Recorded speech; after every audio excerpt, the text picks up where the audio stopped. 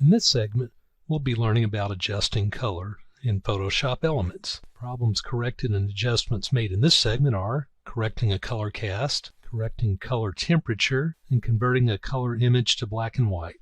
This first image we see has a heavy magenta color cast, so let's duplicate the background layer, rename it Work Layer, and then click OK when done. And then under Enhance in the menu bar, let's go to Auto Color Correct and click that, and then it fixes the majority of the picture. It looks much better. But now I want to get the sponge tool and make sure the desaturate setting is in place, and then what I want to do is desaturate these purplish bluish highlights on the penguins where they're not so prominent. So then I'll just brush around, and I don't want to completely desaturate it. I just want to tone it down a good deal, and I'll work with it until I get something on the order of this, which I think looks much better. So let's toggle the layer visibility, and that looks good.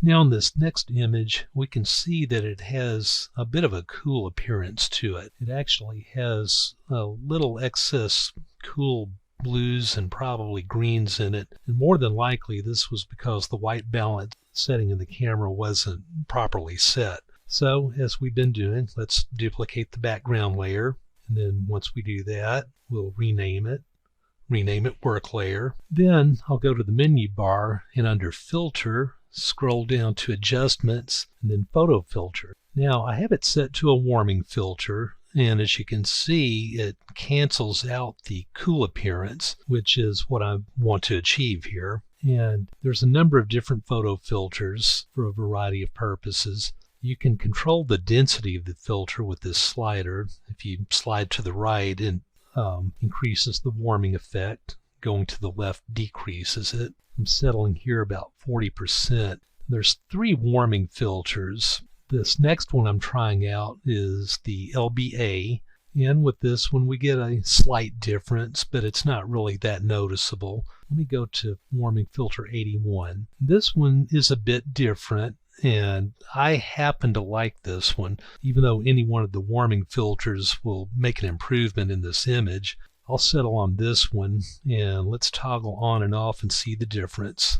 Some pictures just lend themselves to black and white, and I believe this image is one of them.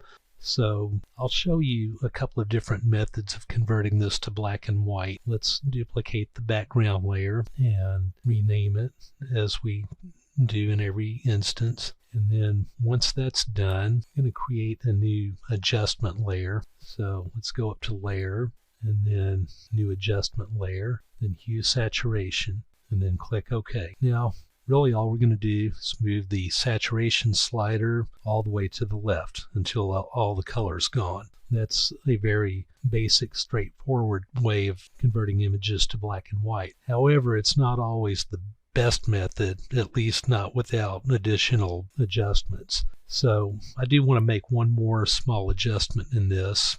So I'll create a new adjustment layer, and then this one we're going to click Levels. I want to brighten the picture up just a tad, so I'll move the midtone slider slightly to the left till we get to about 1.20. I believe that setting looks good. It reveals a little more detail in the shadow or the darkest areas of the picture. So I'll close the dialog box and double check it here. I believe I like the result, so I'll stay with that.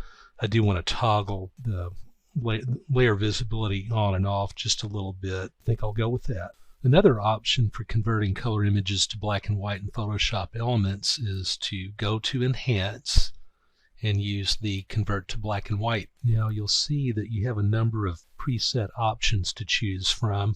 There's Infrared, Newspaper, there's Portrait, there's Scenic Landscape, Urban/Snapshots, and there's Vivid Landscapes, which I believe I'll go with that. And then you'll notice to the right the Adjust Intensity sliders. You can adjust the red, green, and blue color channels individually, and there's also a contrast adjustment. I think I like where it is now, so I'll stick with that. And that is the other way that you can convert color images into black and white. The problems corrected and adjustments made in this segment were correcting a color cast, correcting color temperature, and converting a color image to black and white. Now let's move on to the next segment.